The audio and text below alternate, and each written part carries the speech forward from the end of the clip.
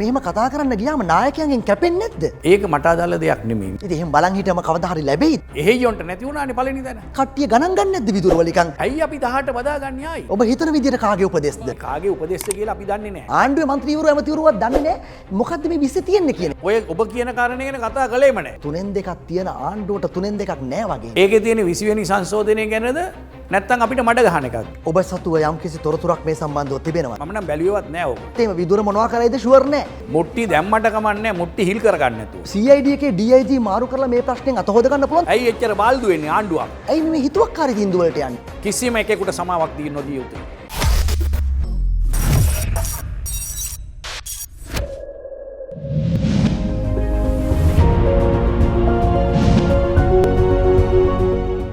මේ දවස්වල දේශපාලනයේ වැඩියෙන්ම කතාබහ වෙන දේශපාලන චරිතයක් හමුවන්නට ආවේ. ඔහු නමින් විදුර වික්‍රමනායක රාජ්‍ය ඇමතිතුමා ආයුබෝවන්. අයිබෝවන්. ඔබ මේ දවස්වල ඉන්නේ ආණ්ඩුව පිළිබඳව බරපතල කේන්තියකින් තරහකින්ද කලකිරීමකින්ද?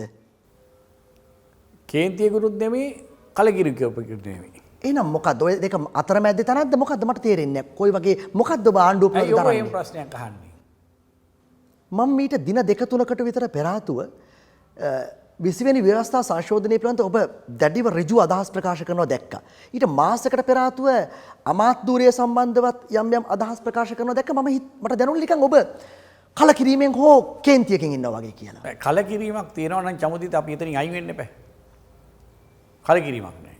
කේන්තියකුත් නැහැ. ඇයි අපි කේන්ති ගන්නෙ? පසුතැවීමක් තිබෙනවද ඔබට? ඒ කියන්නේ මහින්ද සුළඟ සමග ඒ සුළඟේ හමාගෙන ආපු 69 ලක්ෂයත් එක්ක එකතු වෙච්ච පුද්ගලෙක් විදියට පසුතැවීමක් දෙනක්. මොකද්ද වචනේ? පසුතැවීමක් නෙමෙයි. අපි ජනතාවත් එක්ක එකඟතාවයකට ආවා. සම්මුතියකට ආවා. ඒ වෙනුවෙන් ජනතාව පෙනී සිටියේ. අපි යම් කිසි දෙයක් ඉදිරිපත් කළා. ඒ වෙනුවෙන් ජනතාව පෙනී සිටියා. ඒ පෙනී සිටපු දෙයින් ඒවල් වලින් බැහැර වෙනවා නම් අපි හරිමඟට ගන්න එපා. අපි ආණ්ඩුව වට්ටන්න නෙමෙයි. මේ ආණ්ඩුව වට්ටන්න ඉඩ දෙන්නේ නැහැ කොහෙත්ම. ඔබ ආණ්ඩු විරෝධියෙක් නෙමෙයි. නෑ ආණ්ඩු විරෝධියෙක් නෑ. එතන ඉන්න බෑනේ. ඔබ හැම මොහොතකම ඍජුව කතා කරන බව පේනවා. ඔබ මෙහෙම කතා කරන්න ගියාම නායකයන්ගෙන් කැපෙන්නේ නැද්ද? ඍජුව කතා කරන කෙනාට අවස්ථාවක් නැති වෙන්න පුළුවන් මේ සාමාන්‍යයෙන් නායකයෝ කැමති නෑනේ ඍජුව කතා කරනවට. ඒක මට අදාළ දෙයක් නෙමෙයි. මම පෙනී සිටින්නේ ජනතාවෙන්. නායකයෝ කැමති ටිකක් එහෙයියන්ටනේ. ඒක වෙන්න පුළුවන්. ඉතින් ඔබ මොන ප්‍රශ්නේ ආවත් මුලින්ම මාධ්‍යයට ගිහිල්ලා කතා කරනවනේ. ඇමතිකම ගැනත් කතා කළා. මේ දැන් මේ කාරණා පස්සේ මෙහෙමිට කතා කරමු. නායකයෝ ප්‍රියද ඔබට? විදුරට කැමතිද? ඒක මට අදාළ නෑ. ජනතාව කැමති වෙලා තියෙනවනේ. ජනතාව කැමති වෙච්ච දේ ඉස්සානේ පළවෙනි තැනටම ගෙනාවේ. එහෙයියොන්ට නැති වුණානේ පළවෙනි තැන. එහෙනම් එහෙයියෝ එපා පළවෙනි තැනට එන්නේ. ඔබ එහෙයියෝ කියලා කියන්නේ දෙවනියට වගේ. නෑ ඕන කෙනෙකුට ඒ ලයිස්තුවේ ඕන කෙනෙකුට 8 දෙනෙක් ආවනේ. කොහොමද ඔබ ලැයිස්තුවේ එකට ආවේ ඇත්තටම? ඔබ කළුතර දිස්ත්‍රික්කයේ නායකයා නෙමෙයිනේ. කෙලින් කතා කරන හින්දා. මිනිස්සුන්ට ඕනේ මිනිස්සු වෙනුවෙන් කෙලින් කතා කරන අය. එහෙම නැතුව සල්ලි වලට හෝ වෙනත් දේවල් වරප්‍රසාද වලට තනතුරු වලට වහල් වෙච්ච අය නෙමෙයි. හැබැයි එකට මගේ මතකයේ ඡන්ද 1,47,000ක 48,000ක් වගේ. හරි. අංක 1ට කළුතර දිස්ත්‍රික්කයෙන් ආපු ඔබ ලබන්නේ රාජ්‍ය ඇමති ධූරයක්නේ. අංක 2ට දෙවනියට ආපු රෝහිත අබේගුණවර්ධන වරායහා නාවක රටේ තියෙන ප්‍රධානතම අමාත්‍යවරයා කැබිනට් අමාත්‍යවරයෙක්. මේ මැතිවරණයේ තිබ්බේ චමුදිත മന്ത്രിවරු තෝරන්න මිසක් ඇමතිවරු තෝරන්න නෙමෙයිනේ. മന്ത്രിවරු තේරුවේ. ඇමතිවරු තෝරන්නේ ජනාධිපතිතුමා සහ අගමැතිතුමා. සහ තවත් අය ඉන්නවද කියලා මම දන්නේ නැහැ. තෝරන අය. තවත් අය ඉන්නව වගේනේ. මම දන්නේ නැහැ. දැකලා තිබුණේ නැහැ ඔබ එහෙම වෙන ඒ දෙන්නට අමතරව ව්‍යවස්ථාවේ පැහැදිලිව තියෙන්නේ 19 වෙනි ව්‍යවස්ථා සංශෝධනයේ ජනාධිපතිවරයා අග්‍රාමාත්‍යවරයාත් එක්ක කතා බහ කරගෙන ජනාධිපතිවරයා තමයි කටයුතු කරන්න ඕනේ. ඔව් ඒ ව්‍යවස්ථාවේ අකුරු වල ලියලා තියෙන දේ නමුත් සාමාන්‍යයෙන් යනකොට උතන එකතු වෙනකොට වෙන කට්ටියත් එකතු පක්ෂත් තියෙනවනේ ගොඩක් අපිට එකතු වෙච්ච. එතකොට ඒ නිසා සමහර වෙනත් අය තීන්දුව ගන්නවා විදිය හැකි. ඔබ හිතන්නේ නැද්ද ඔබට අසාධාරණයක් වුණා කියලා? ඒ අසාධාරණ වෙන්නේ මට නෙමෙයිනේ. ඡන්දදායකයන්ට. ඔව්. ඔවුන් මොකද කියන්නේ? ඔබ නිතර ඡන්දදායකව හමු වෙන කෙනෙක් විදියට. අර මේ මොනවාද මූණු පොතේ එහෙම ඒගොල්ලෝ දාලා තිබුණා. ඒ දවස්වල. ඔබ ඒ පිළිබඳව මම හිතන්නේ යම් කලකිරීමක් ඔබට තිබෙනවා. සහ කේන්තියක්. කිසිම කලකිරීමක් නැහැ. අපේ තාත්තා කියලා තියෙන්නේ මට තනතුරු පස්සේ යන්න එපා කවදාවත්. තනතුරු තමුන් පස්සේ යන්න ඉඩ අරින්න. ඉතින් එහෙම බලන් හිටම කවදා හරි ලැබෙයිද? ඕම් බලන් ඉන්න ගියොත් එහෙම. සාධාරණයක් විදුරට ඉටු වෙයිද? මේක විදුරට සාධාරණ නෙමෙයි මම බලාපොරොත්තු වෙන්නේ. රටට සහ ජනතාවට සාධාරණයයි මම බලාපොරොත්තු වෙන්නේ. විදුර සරල මිනිස්සෙක්නේ සරම ගහගෙන ජීවිතේ මන් දන්න තාක්කල් පාවහන් යුගලා සෙරප්පු යුගලා පළඳින්න නැතුව ඔහොම ඉන්නකොටත් කට්ටිය ගණන් ගන්න නැද්ද විදුර වල නිකන් ගමේ චරිතයක් එයා ගමේ ගොඩේ චරිතයක් එහෙම ටිකක් කොන් කරන ගතියක් තියෙනවද? එහෙම වෙන්නත් ඇති කියලා මට හිතෙනවා. ඉතින් ඒක මට අදාළ දෙයක් නෙමෙයි. ඒක මට අදාළ දෙයක් නෙමෙයි. ඔබට සමාජයේ ඕන උසස් තලයක් එක්ක හැප්පෙන්න පුළුවන්. හැප්පෙන්න නෙමෙයි. ඉතින් අපිට ඕන කෙනෙක් එක්ක කතා බහ කරලා ඒ අවශ්‍ය කටයුත්ත කරගන්නනේ. හැප්පෙන එක නෙමෙයි. මම දන්න තරමින් මට ආපු තොරතුරු වලට අනුව ජනාධිපතිවරයා සහ අගමැතිවරයා ඔබට අමාත්‍යාංශය ලබා දුන්නට පස්සේ දුරකථනයෙන් කතා කළා දුරකථනයෙන් කතා කළා. ඒ අමාත්‍යාංශය පිළිබඳ ඔබේ තියෙන නොසතුට ඔබ මූන්ටම කිව්වා. නෑ. ඔබ බලාපොරොත්තු වෙන්නේ කෘෂිකර්ම අමාත්‍යාංශය නේද? අපොයි නෑ. ඔබ හිතුවා කෘෂිකර්ම අමාත්‍යාංශය ලැබෙයි කියලා. නෑ ඒත් නෑ. දැන් අමාත්‍යාංශය වැඩ කටයුතු කරමින් යනවද? ඔව් කරගෙන යනවා. සතුටින්? බොහොම සතුටින් කියන්නේ මෙහෙමයි. ලද දේ සතුටු වෙනවා. තෘප්තිය කියන දේ පිළිබඳව අපිට ගැටලුවක් තියෙනවා. අපිට තෘප්තිමත් විය හැකිද? ඊළඟට පරිබාහිරව තියෙන ප්‍රශ්න තියෙනවානේ. මුදල් පිළිබඳ ප්‍රශ්නයක් මේ රටේ තියෙනවා. මොකද අපේ ආර්ථිකය දැන් මේ පහළ මට්ටමකට තියෙන. ඉතින් අමාත්‍යාංශ වලට වියදම් කරන මුදල්. ඊළඟට වාහන වෙන්න පුළුවන්, කාර්ය මණ්ඩල වෙන්න පුළුවන්, ඒ පහසුකම් වෙන්න පුළුවන්. ඒවා ගැන බල ඉන්න නෙමෙයි තියෙන්නේ. පසුගිය ඡන්දයේ අවස්ථාවේ සමාජ මාධ්‍ය හරහා ඔබට බරපතල ප්‍රහාරයක් එල්ල වුණේ කොහමද? මම දන්නේ කොහොමද ප්‍රහාර එල්ල වෙන්නේ කියලා. ඔය මොකද්ද ඔබ කියන ප්‍රහාර? ඒ කියන්නේ සංවිධානාත්මකව හෝ අසංවිධානාත්මකව විදුරව කවුරු හරි ඉලක්ක කළාද? ඔබේ තරංගකරුවෝ හරි කවුරු හරි? ඒ වෙන්න පුළුවන්. මම දන්නේ මම ඔය මූණු පොත් ඒවා බලන්නේවත් නැහැ. ඔබ වැඩි ක්‍රියාකාරීව නැද්ද? නෑ මම ඔය මේ කාර්යාලයේ කණ්ඩායමක් ඒක දෙන්නේ තුන් දෙනෙක් ඕක කරනවා ඇරෙන්න මම ඕකට සම්බන්ධයි. 20 වෙනි ආණ්ඩුක්‍රම ව්‍යවස්ථා සංශෝධනය පිළිබඳව මොකක්ද ඔබේ විවේචනය? මොකක්ද ඔබේ හැදෑරීම? 20 වෙනි ආණ්ඩුක්‍රම ව්‍යවස්ථා සංශෝධනය හෝ 21 වෙනි හෝ මොන සංශෝධනය ආවත් අපි අලුතෙන් ව්‍යවස්ථාවක් ගෙනාවත් ඒක මේ රට වෙනුවෙන් මේ රටේ මිනිස්සු වෙනුවෙන් විය යුතුයි. අතීතයේ පාඩම් අරගෙන අත්විඳීම් අත්දැකීම් අරගෙන ඒ අතීත උරුමයන් සැලකිල්ලට අරගෙන අනාගතයේ අරමුණු කරගත්ත ඉලක්ක කරගත්ත වර්තමානයේ වෙනුවෙන් ශක්තිමත් වැඩපිළිවෙලක් තමයි නීති රාමුවක් තමයි ව්‍යවස්ථාව කියන්නේ. අන්න එහෙම දෙයක් සිදු විය යුතුයි. ඒක මේ 20න් සිදු වෙන නැති බවයි ඔබට පේන්නේ. විශ්ව සංශෝධනයක් විතරයිනේ. විශ්ව සංශෝධනය පොඩි සංශෝධනයක් විතරයි.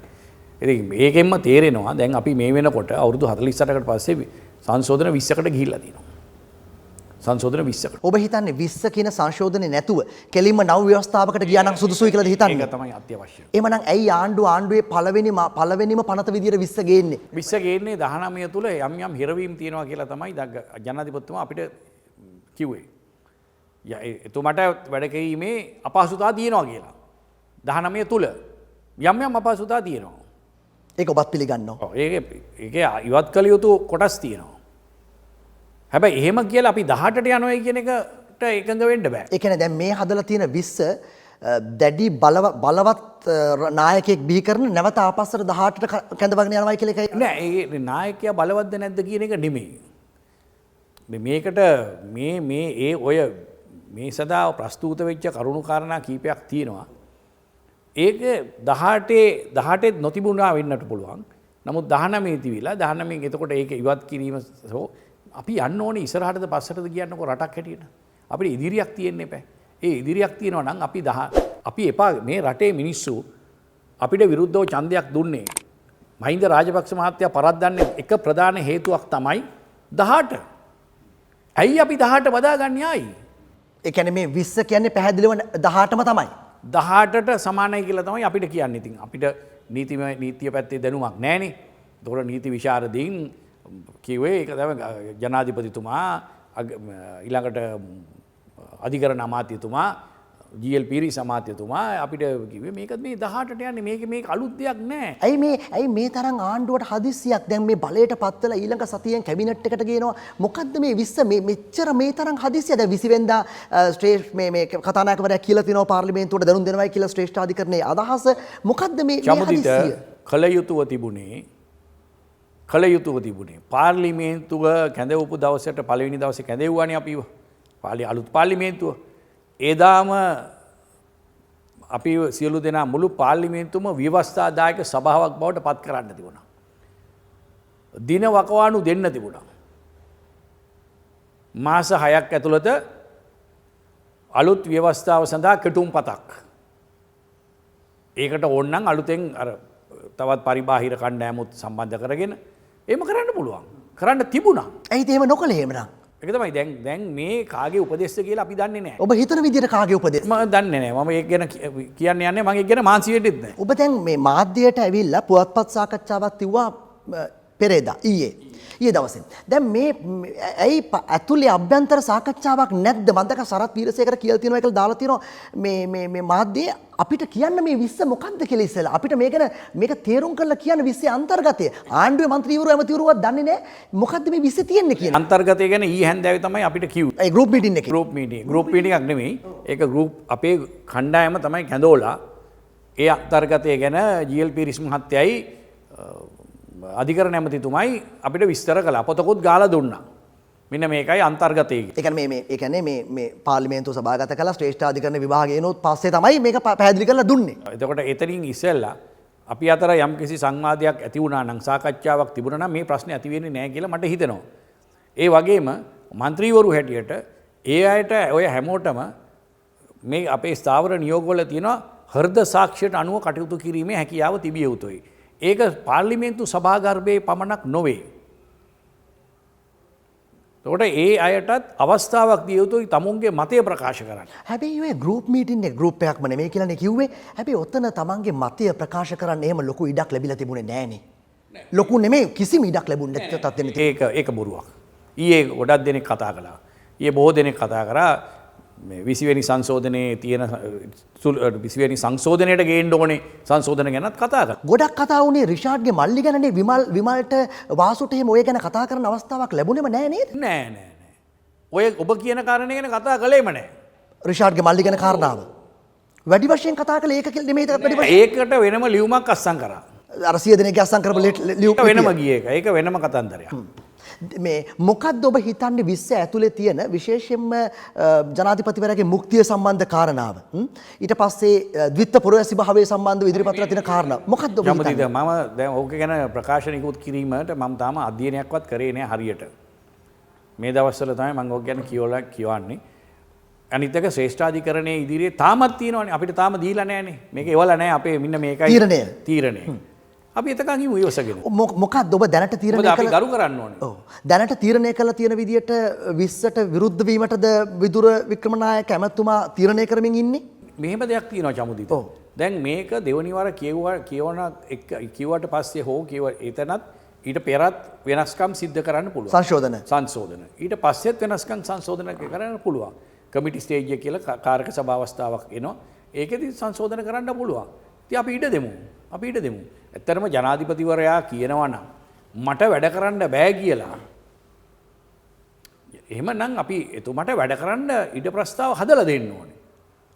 හැබැයි අපි අනවශ්‍ය ආකාරයට ව්‍යවස්ථාව නවන්න කරන්න ගිහිල්ලා 2015 ජනවාරි 8 වෙනිදා සිද්ධ වෙච්ච දේ වගේ අමාරුවේ වැටෙන්න බෑ. ඒ කියන්නේ තාම 2015 ජනවාරි 8 වෙනිදා. ඒක නැත්නම් ජනවාරි මාසේ ඒ පරාජයට හේතුව තාම හරියට තේරුම් අරගෙන නැහැ වගේ නේ. මම විශ්වාස කරනවා හැමෝම ඒක තේරුම් අරගෙන නැති මේ වෙනකොට. මං කියන්නේ මේ මගේ පැත්තෙන් මම හිතන්නේ එක ප්‍රධාන හේතුවක් තමයි ඔය 18 වෙනි සංශෝධනය. මේ වගේ දේවල් වලට යනකොට දැන් සමහරු කියනවා ඇමතුමා විපක්ෂයේ ඉන්නේ එළියේ නෙමෙයි ආණ්ඩුව ඇතුළේ විපක්ෂයේ. ගෙවින්ද කුමාරතුංග ප්‍රවෘත්ති සාකච්ඡාවක් තියෙනවා. විජේදාස රාජපක්ෂ ප්‍රවෘත්ති සාකච්ඡාවක් තියෙනවා. ඕ ලිපියක් ලියනවා ජනාධිපතිවරයාට. විදුර වික්‍රමනායක ප්‍රවෘත්ති සාකච්ඡාවක් තියෙනවා. විමල් වීරවංශ ලිපියක් ලියනවා මම මගේ පක්ෂය ඉදිරිපත් කරපු යෝජනාවක නැහැ. වාසුදේව නානායක්කාර කතා කරනවා. දැන් මෙහෙම ගියොත් 3-2ක් තියෙන ආණ්ඩුවට 2-2ක් නැහැ වගේනේ. මේ තේරුම් ගන්නකො. අපි ඔක්කොම ඔය පාර්ලිමේන්තුව තුල වාඩි වෙන්නේ ප්‍රජාතන්ත්‍රවාදී නිසා. ඒ ප්‍රජාතන්ත්‍රවාදයට ගරු කිරීමක් අපේ කණ්ඩායම තුල තියෙනවා. ඒ නිසා එක එක්කෙනාට වෙනස් මත ඉදිරිපත් කිරීමේ අවස්ථාව තියෙනවා. ඒක ප්‍රශ්නයක්. ඔබ වැඩි ගරු කරන්නේ තමන්ගේ අමාත්‍ය ධූරය හෝ බලයටද තමන්ගේ හෘද සාක්ෂියටද? ජීවිතේ අවසාන මොහොතේ ඉතුරු වෙන්නේ මොකක්ද අපිට? ඇමතිකමද? සල්ලිද? පිරිවරද? නැත්නම් හෘද සාක්ෂියද? ඔබ කැමති අන්තිමට ඉතුරු වෙන දේ රැකගන්න? අන්තිම ඉතුරු වෙන දේත් එක්ක හරියට ගනුදෙනුව කරගන්න මට අවශ්‍යයි අන්තිම මොහොතේ. අවසන් හෘද සාක්ෂිය කියන කාරණාවට තව ටික දවසක් බලන් ඉන්න වෙනවා. ඔබ තීරණය ගන්නේ ශ්‍රේෂ්ඨාධිකරණ තීරණයෙන් පසුව. පසුව අපි බලමු කාරක සභා අවස්ථාවලදීත් ඒ යම් යම් වෙනස් කිරීම් වෙනවා නම් ඒ අනුව තමයි අපි කටයුතු කළ යුත්තේ කියලා මට හිතෙනවා. ඇයි ඔබේ අතරේ වෛද්‍ය තුෂ් වික්‍රමනායක ඔබේ නැගණිය ෆේස්බුක් කමෙන්ට් එකක් දාන්නේ 20ට එරෙහිව අපි නැගී සිටිය යුතුයි කියලා. ඔබ හරියට ඒක කියවුවද? ඔව් මම කියවුවා. ඔව්. ඒකේ තියෙන ඒකේ අර්ථය මම මේ පැහැදිලි කළේ. ඒකේ තියෙන 20 වෙනි සංශෝධනය ගැනද නැත්නම් අපිට මඩ ගහන එකක්ද? ඔව් මම ඒක ඔබෙන් නොගහ ඒ ආකාර ඍජුව මම කියුවේ නෑ නෝ පැහැදිලිව මම ඍජුව නොවහ ඇහුවේ. මොකද ඇය මීට පෙරත් අවස්ථා කීපයකදීම ඔබට චෝදනා එල්ල කරලා තිබුණ නිසා ඔය ජනාධිපති අරමුදල ගැන වගේ කාරණා මේ පිළිබඳ ඇඟිල්ල ඒ නිසා මම ඔබට ඍජුව ඇහුවේ නැත්තේ ඒ නිසා. ඇයි මොකද්ද ගැටලුව මෙතන තියෙන? නේ මම අහන්නේ පැහැදිලි හරි ඔබ හරි මඩ ගැහිම අරමුණක් තමයි තියෙන්නේ. හරි. මඩ ගැහි මොකද්ද ඒ ගැන කතා කරන්න ඕනේ? ඒ අතර තමයි 20 ගැන කතා කරන්නේ. ඒක තමයි දැන් එයා ඔය කියන කෙනා කියනවා එයාට ඉඩම් දුන්නේ නැහැ තාත්තා. බූදල් මේ ඉඩම් පිළිබඳ ප්‍රශ්නයක් පිළිබඳ. ඔව්.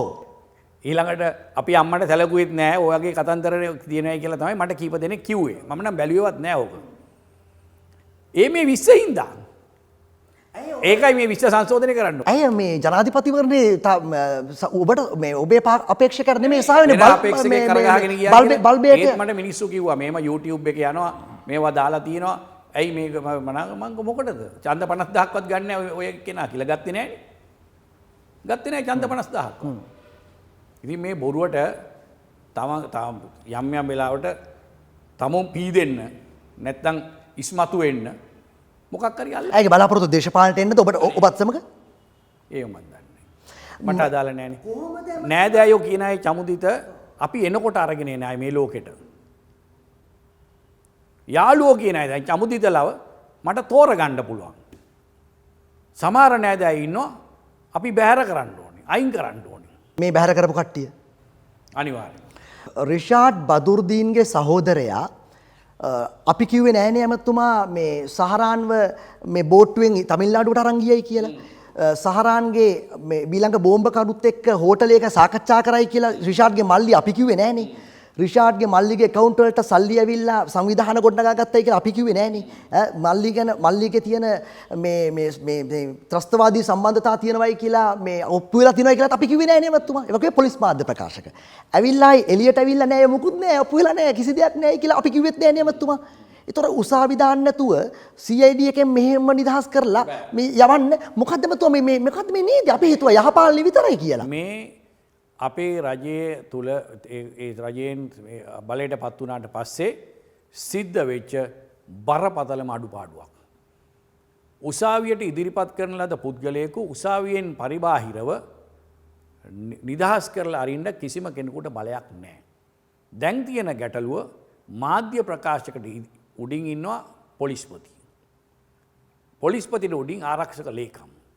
ආරක්ෂක ලේකම්ට උඩින් රාජ්‍යලේ අමාත්‍ය ඊළඟට අමාත්‍යවරයා සහ ජනාධිපතිවරයා මේ දෙන්නම එක්කෙනානේ.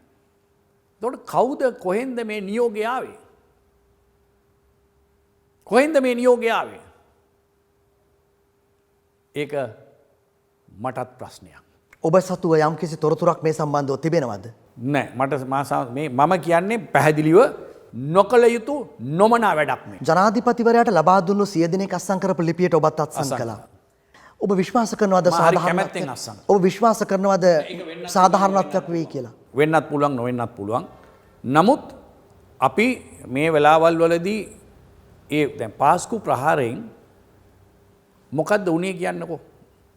මිනිස්සු 265ක් මැරිච් එක 200 ගාණක් මැරිච් එකවත් තුවාල වෙච්ච එකවත් ඒ වගේම ඒකවත් ඊටත් වැඩිය මේ සමාජය කියන දේහයට මොකද උනේ? මේක ඉරිතලලා පුපුරලා ගියා.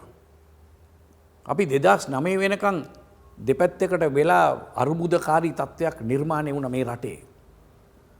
හැබැයි තාමත් අපිට බැරි වෙලා තියෙනවා ඒක හරි ගස්ස ගන්න. ඇමතුමා රිෂාඩ් බදුර්දීන් මන්නාරමේදී චමල් රාජපක්ෂ ඇමතිවරයාට අතදීම මේක නිකන් මුට්ටිය දාලා බැලීමක් වෙන්නේ නැද්ද? මේ 20ට සංශෝධනයේට මෙයාගේ සහාය ගත්තොත් 5 දෙනෙක් ඉන්නවා. අනිත් අය වගේ නෙමෙයි. මේ එක්කෙනෙක් දෙන්නෙක් ගියොත් එහෙම විදුර මොනවා කරයිද ෂුවර් නැහැ. විජේදාස ෂුවර් නැහැ. ගෙවිඳුලා ෂුවර් නැහැ. විමල්ලා මොනවා කරයිද දන්නෙත් නැහැ. වාසුලත් ෂුවර් නැහැ. මොනවද දන්නේ නැහනේ. කෙලින්ම මුට්ටි දැම්මට කමන්නේ මුට්ටි හිල් කරගන්න නැතුව. දැන් හිල් කරගෙන තියෙන්නේ මට පේන්නේ. ජනතාව තීරණය කරයි ඒක. CID එකේ DIG මාරු කරලා මේ ප්‍රශ්නෙන් අත හොද ගන්න පුළුවන්ද? CID එකේ DIG මේ මිනිස්සු මේ නිදහස් කරා මාරු කරලා අත හොද ගන්නත් බෑ. මාධ්‍ය ප්‍රකාශකව අයින් කරයි කියලා තෝද ගන්නත් බෑ. කවුද නියෝගය කළ ගෙනාවේ? කවුද නියෝගය කළේ? හරිම සරලයිනේ මේක හොයාගන්න. මං කියන්නේ අපි දෙන්නට මේක අමාරු වෙන්න පුළුවන්.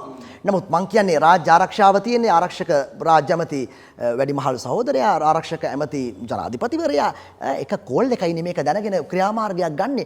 මේක මොකක් හරි අපි දෙදෙනාම නොදකින අදෘශ්‍යමාන දෙයක් සිදු වුණාද? මේක හරියට යහපාලන කාලේ සිදු ඔය පාස් කොමිෂමේ අනාවරණය වෙන වගේ දේවල්නේ දැන් වෙන්නේ.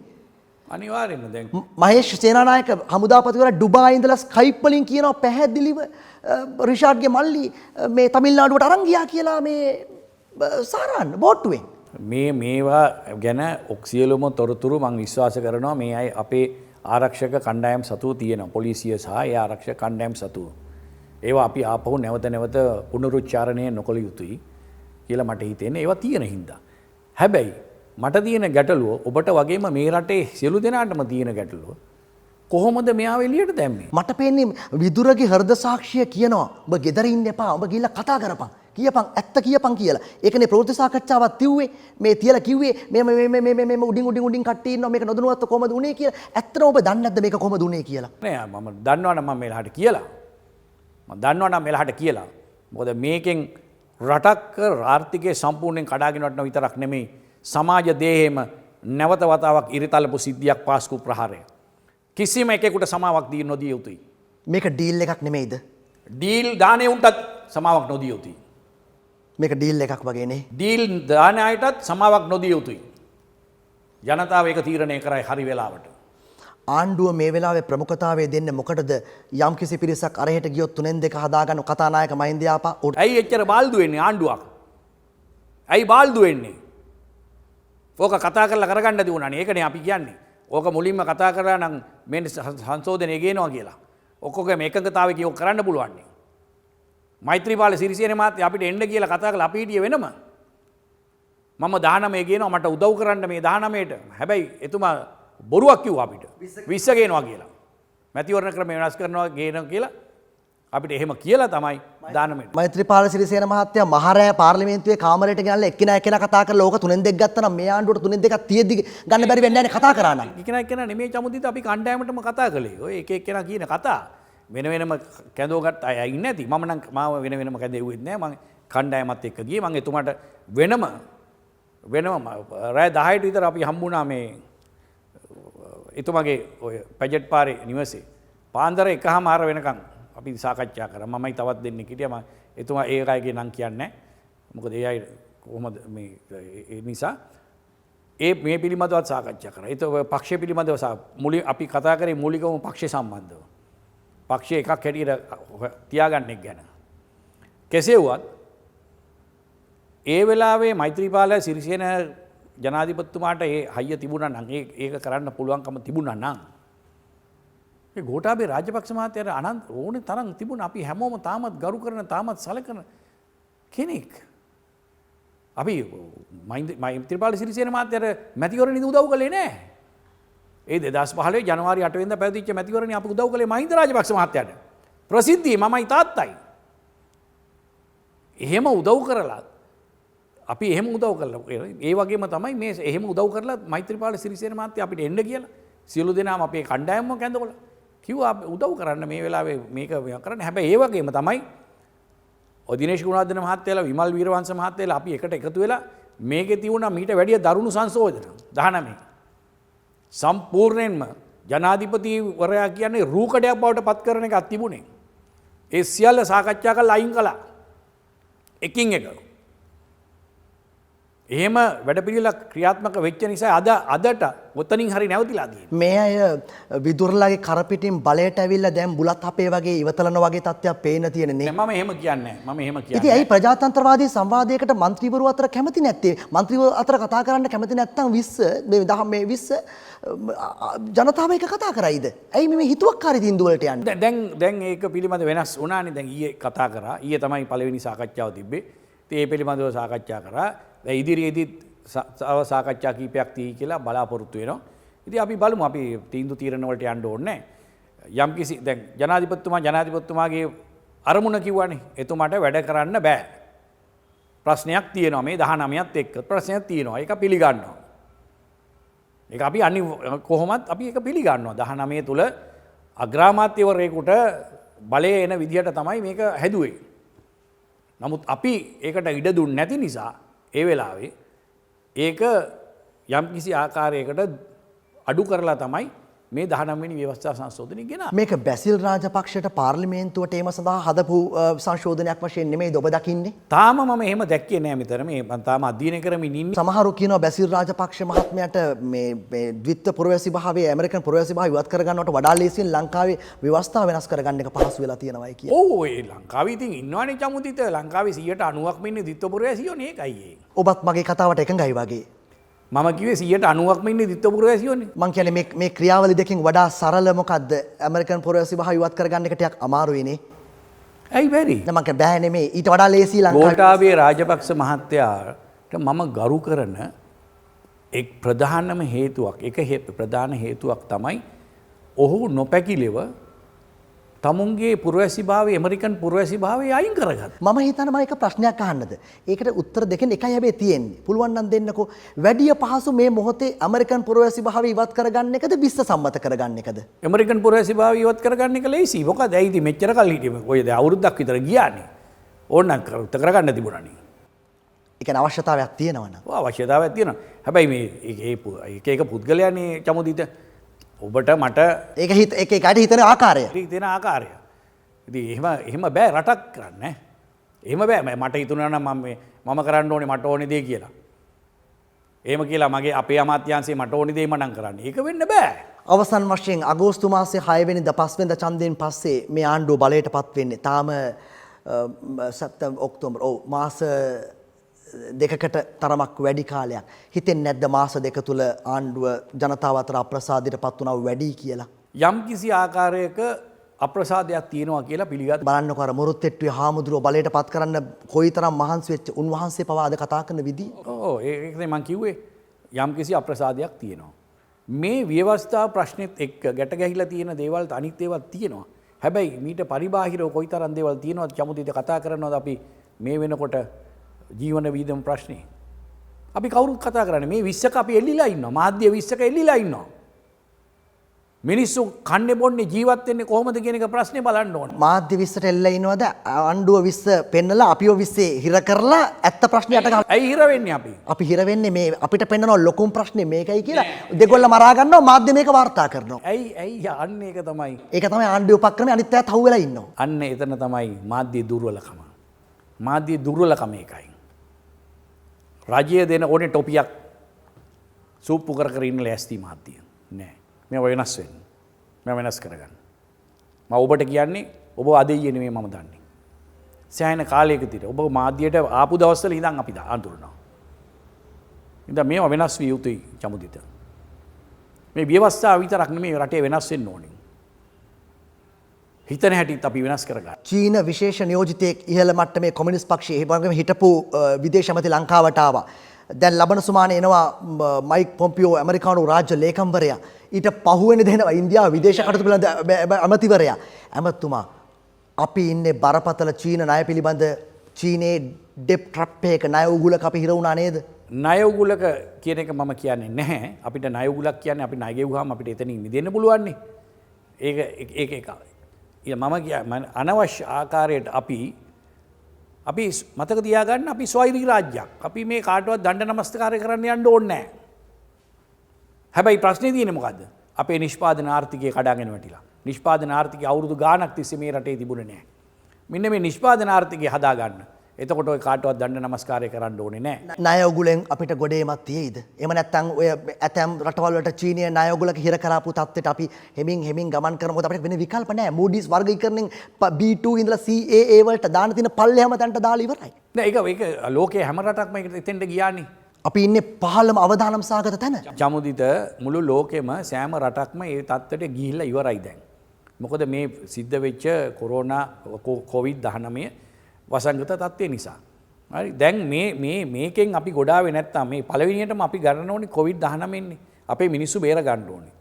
මෙන්න මේකත් එක්ක තමයි අපි යන්න ඕනේ. ඊට පස්සේ තමයි මේ ආර්ථිකය හදාගෙන දැන් ආර්ථිකය යම් කිසි ආකාරයකට යම් පෙළ ගැස්මක් ආවනේ අපි අවංකව කතා කරමු. යම් ආකාරයක පෙළ ගැස්මකට එන ගමන්නේ හිටියේ. ඒකනේ මේක කඩාගෙන වැටුනේ. ඇමතුමා විජේදාස රාජපක්ෂ, විමල් වීරවංශ, වාසුදේව නානායක්කාර, ගෙවින්දු විදුර එකම කණ්ඩායමක්ද දැන්? නේ අපි කණ්ඩායමක් වෙන්න ඕනේ නේ. අපි ඉතින් ඔක්කොම කණ්ඩායමෙන් ඉන්නේ. අපි ආණ්ඩුපක්ෂ කණ්ඩායමේනේ. ඒ කියන්නේ සටන් කරන්නේ වෙන වෙනමද අන්තිමට එක්ව ගමන් කරනවද? එහෙම නැත්නම් එකට එකතු වෙලා සටන් කරලා වෙනම ගමන් කරනවද? මොකද්ද ස්ට්‍රැටජි එක, උපාය මාර්ගය? තීරණය කරන්නේ ඒ අවස්ථාව. නිසි ලෙසට, නිසි තැනට, නිසි කලට. හැබැයි අවසන් මොහොතේදී එළියට එන්න ඉඩ තියෙන්නේ අන් කිසිවක් නෙමෙයි ඔබේ හෘද සාක්ෂි. අපි හැමෝගෙම අවසන් වර්තාව අවසාන මොහොතේ තියෙන්නේ ගනුදෙනුව හෘද සාක්ෂියත් එක්ක ඒ වෙනුවෙන් පෙළ ගැස්ම දැම්මීදම් කරගමු. මේ 20 වෙනිදා පාර්ලිමේන්තුවට කතානායකවරයා පාර්ලිමේන්තුවට රැස් වුණොත් මම කියන්නේ මේ කොවිඩ් තත්ත්වය නිසා අපි දන්නේ නැහැ. දැන් කියලා තුන 20 වෙනිදා පාර්ලිමේන්තුවට ගෙන්නනවයි කියලා වාර්තාව 21 වෙනිදා විදුරගේ අදහස ප්‍රකාශ කරයි. මොකද්ද අපි කරන්න කියන එක? නේ අපි බලමු ඉතින් ඊට පස්සේ දෙවනි මේක කමිටි ස්ටේජ් එකට එනවනේ මේ සංශෝධන අවස්ථාව. ඒකත් අපි බලමු. ඒකත් බලලා ඡන්දේ දෙන්න වෙනකොට පක්ෂපාතීද නැද්ද කියලා. දැන් කියනවනේ දැන් අදහසක් දාලා තිබුණා ඡේදෙන් ඡේදය. ඔව්. නේද? ඒක බලමු. ඒවත් අපි සියලු දේම අධ්‍යයනය කරලා බලමු. හොඳයි. හැමතුමා බොහොම ස්තුතියි අපිත් සමග කතා බහට එකතු වෙන්න පුළුවන්. බොහොම ස්තුතියි ආවට. බොහොම ස්තුතියි. බොහොම කාලයකට පස්සේ අර ඉක්මනට කතා බහ කරලා ප්‍රශ්න උත්තර ලබා ගන්න පුළුවන් වැඩසටහනට සම්බන්ධ වුණේ. බොහොම ස්තුතියි චමුදිත. ඔබේ මාධ්‍ය ජීවිතයටත් අපි සුබ පතනවා. බොහොම ස්තුතියි හැමතුමා.